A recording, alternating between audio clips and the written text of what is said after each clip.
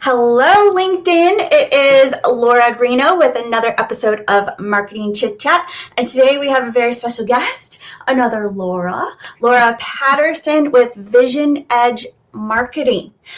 So I have not met her either, so we both get to meet her at the same time today. And she's kind of an expert on planning and growth, but she'll tell us some more about that.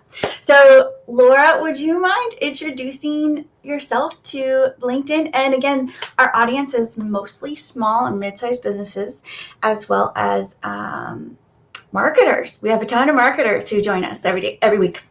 Go ahead. Hi, Laura. I'm really excited to be doing this with you. I've followed your stuff. Awesome. Hello, everyone. I'm Laura Patterson with VisionEdge Marketing.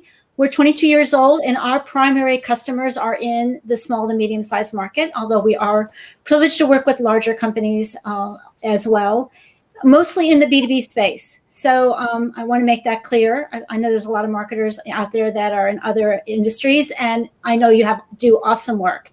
But today I want to kind of focus on those who are very challenged in the B2B world. And my background is all in strategy, growth, marketing, product marketing, strategic marketing, research. And I've been doing it a really long time. And we're not going to talk about that because that's not today's topic. But let's talk about what is important to everyone, which is how to grow their companies. And I hope everyone's being really safe out there. I know it's been challenging times, and just want everyone to stay safe and well. Yeah, I hate that that's kind of coming back, and yeah, but there are lots of things we can all do to stay positive and stay focused on growth. And Laura, I wanted to give a shout out to two people who've been sharing some research out there for those of us who have a chance to do it, and that's Cohen Powell's and Laura Foreman. And I think that's a really great way to tee off our conversation, is just to talk a little bit about their work. So I think I mentioned to you that last month, Laura Foreman, who is a columnist for the Wall Street Journal, did an article, a really great article. I know not everyone is a subscriber, but it was a great article on investing and whether or not investing in marketing pays off. And of course, the articles talked a little bit about those companies, mostly B2C companies, by the way, who have invested and it did pay off, and how it is paying off for them for the long term. Today, if you had a chance to see I don't know if you had a chance to see my posts because we're probably getting ready for this, but for those of you out there who maybe had a chance to see it, Dr. Cohen Powell's a longtime friend who also wrote the foreword for my third book, Metrics in Action. He posted a paper, the results of a paper that's coming out, and it's looked at those companies who did not invest in marketing and advertising and what happened to them. And it's very fascinating. And it said, on average, those people who don't make the investment, they see a decline in sales about 16% in the following year. And then like 25% in the year after that. And then it even gets worse. And so since we're going to talk about planning, and one of the things we're planning is how much money we're going to spend when we are doing marketing, right? I thought that those were two really interesting pieces of information. Definitely. So yes, I don't know if you guys got a chance to either read the Wall Street Journal article by Laura Foreman, or kind of if you've paid attention to your own. Did you do any marketing in 2020? How does it look this year? Did you continue? What was your return? The folks that didn't do marketing, that kind of got a little spooked by everything and just stopped. What happened to them? Yeah, I don't. So I am fortunate. I really get to work with people who do e-commerce or work online for the most part. So most of my stuff is online and B2B as well. But so I didn't see the same kind of like downturn that so many did. And my one client that did have kind of a downturn, we pivoted and he ended up just being fine and he's doing well this year. But it was because he works for live event kind of places. So he does audio, video, lighting, stage stuff for So we changed that all to, let's do live stream. Let's get everybody set up with live stream because they're needed anyway. The businesses will all need it anyway. So we pivoted and worked out okay. And he didn't stop spending, and he's doing much better this year. That's awesome. And I think that was a really popular word in the last few months, 15 or so months, is the word pivot. So what I thought I would mention is that for all of us in marketing and in growth, we know we don't market to buckets of revenue. And I think this is where we've really, really struggled. And oftentimes we're given sort of this revenue number. Our company gives us a revenue number. There's a revenue target. And that might be great for a salesperson to be gunning for a revenue number. And as a salesperson now and throughout my career, I totally get that. But we don't market to buckets of revenue. We market to markets and customers. And so it's really important because we can get kind of wrapped up in the downstream stuff of marketing, running email campaigns and doing social media and digital advertising and mobile marketing. And, the list goes on, right? And so we need to step back and remember that as marketers, our job is to find, keep, and grow the value of customers. And so we have to be customer-centric and customer-focused. And I think that's if I could leave people with a couple of things in this quick chat, that would be one. And then if we are customer-centric, that means we need to understand what the company needs in terms of find, keep, and grow customers, right? How many do we need to find? Which ones, where are they? And if they don't know, we need to help them, because as marketers, that's part of the upstream work that we need to do. And which ones we need to keep and which ones we need to grow. So you really need a growth strategy and a growth plan, not just a marketing plan. Because I think today, when people think marketing, Laura, I think they're thinking the stuff they're going to do. And I want them to think about the bigger picture. What is the things that they, from a strategic perspective, we need to do to grow? So if I could leave people with one thought, is don't make a marketing plan until you know the customer outcomes that we are expected to achieve. So that would be: do not pass go, do not collect $200, go straight to jail. If you don't know those things, don't make a plan yet. So that would be one thought that I would leave people with. What do you think? Yeah, great. So there's a couple things in there that I'd just like to let people know a little bit more, if you could expand on a little bit more. Sure. So when you talk about growing the value of the customer, what do you mean? Great. All right. So every customer, so let's talk at the beginning. Let's talk about getting the customer first. So I think it's important that not all customers are equal, right?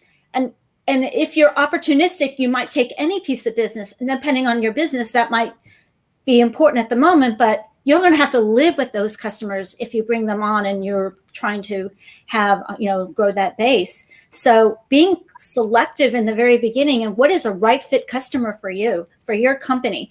I think we have a tendency, particularly today, where we all look at Google Analytics and other things that, open rates, engagement rates, and we just think anybody who's doing anything is great. And it is. I don't want to not say that it is, but we want to also be thinking again strategically about the right customers for us to be fishing for, so to speak, and reeling in to our fold and to be a member of our community. And that means you need to understand the value of those customers. So that's the first start. What is a customer worth to your company? What does it take to get it? Which ones are the right ones? Now you've got them, and you have to nurture customers, and that takes an investment too, right? So you want to think about how much you're going to be investing in those customers and then growing them. So growing them involves getting them to buy more, right? So share a wallet, getting them to be with you a long time, so their lifetime value, getting them to adopt products that are new, because customers are most likely to adopt your new products. So your adoption rate of new products, that's a value. Referrals, there's a value in referrals. So there's a value. So there's lots of ways to be looking at that. The relationship of the customer. How do you measure that? right? So, create a customer relationship index that allows you to look at those various kinds of attributes and look at your customers and evaluate them. That's kind of a fun thing to do. Yeah, I love all of those things. Okay. I find it fascinating that you didn't say, like, the thing that like first comes to my mind when I'm numbers. So I hear all the value in the relationship, the right fit, the keeping them, growing them, creating a long-term, customer for a greater lifetime value of that customer. And my mind, like, my initial thing is, all right, which product or service or customer you get the most gross profit percentage out of? Which one? Because that's the one I want to focus on, and you're like, well, do you like that person? And do you like working with that company? Does it make sense for you to work with that company? Do you bring them the most value so whatever that target is, right? So yeah, and I'm like all like, all right, so how much can you get out of them? So they're both so good, but I love that because I also think that way, but I first think numbers, but then I also think, okay, do you enjoy working with this customer, and is it a great fit for your future, how you see yourself in like 5 years maybe, right? Yes. And I mean, we all have to pay our bills. So Yeah. we all have bills to pay. We all have to put, well, maybe not as much lately gas in the car, but we all do need to eat. We all need to keep the lights on. And so, yes, we do want to think about that. But, if we're only thinking about the deal, the customers are going to know that. Our job is to be in service and to create value for customers. If we can create value for them, we'll have a lot more likely opportunity to continue to be of service to them. And that cost of service, because you and I know, back to numbers, that it costs less to keep a customer than it does to keep going to acquire customers, right? So if you have a revolving door because you only took what made money right out of the gate, but you don't have anything else, and then you don't get a good review, and you don't have a customer testimonial, or you don't get a referral, or whatever those things are, that's costing you money. Yeah, absolutely. And again, I think it's so interesting that I don't really talk about that as much as I talk about the profit piece, because I always think like people intrinsically, but they don't. They should, right? They should intrinsically be customer centric, like you mentioned, right? Yes. But most companies are actually more sales centric than they are customer centric. And many are also, like in the B2B world, very product centric, right? If you build it, they will come, is that old saying in the product centric world. So most early stage companies do tend to be product centric. And then eventually they recognize they have to sell something. So they become sales centric. But then eventually they realize, okay, maybe we need to be more customer centric. And that was really the focus of my last book, which is Fast Track Your Business. And it's been doing really well because it really is about taking a customer-centric approach to growth. And it introduces a framework that we've been using for over 20 years with our customers. And any company in any size can use it. And it really does start at the very beginning of what we call the circle of traction with customer insights. And back to your point about data, right? Insights derived from data. I think it's really easy, particularly smaller companies. They kind of think they can grow with their gut, right? Just based on their gut, their experience, their expertise in the market. But really, growth takes more than your gut. It really takes being able to make data useful and make decisions from that data. We have a little video out, Laura. I know you'd find it to be fun because it starts off by saying that on average, every person makes about 35,000 decisions every day. Every day. Just like, shall I get up now to, what to eat, and every single decision we make, we don't even realize how many decisions we're making. And people who are running businesses, they need to be able to make very effective, efficient decisions. So the more they can use the data to make those decisions, the more confident they'll be that they're making the right decision, because every decision kind of has a ripple in business. I imagine as a business owner, you recognize that. Yeah, absolutely. That planning, what you just said a little bit, just right there, you said effective and efficient. And I know that when it comes to planning, right? And I also like earlier you said about, so it's not when you like something you said, I'm sorry, I'm stumbling over my words, but something you said about marketing, how people think of marketing as more of a tactic. Like, what's the thing I'm going to do, or what are the things I'm going to do? And I love that you said, I want you to think of it in more of a growth way. And this is a modern, right? It is modern. It used to be, if it was a product or a sales driven company, right? They marketing was just a tactic. They just said, hey, marketing, we need this. And marketing had nothing to do with the strategic planning of the product or the customer, or anything about it. So that overall growth, I've heard one of my clients kind of, they want to stop almost saying marketing planning, and they want to say business development as a whole for your company. That's kind of how they want to talk about it. They don't even, I mean, marketing will be a part of it, but sales is a part of marketing. It's not the other way around.